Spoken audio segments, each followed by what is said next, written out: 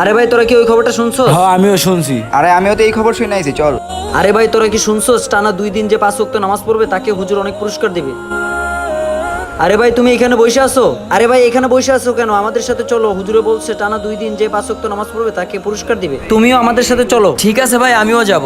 سبيل مريح تنهد يا صاحي كي تستريح وغص الدعاء الخفيف আসসালামু আলাইকুম হুজুর।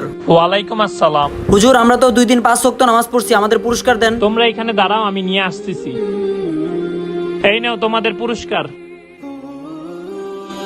টুপিটা থাক, ফোনটা আগে নিয়ে নি।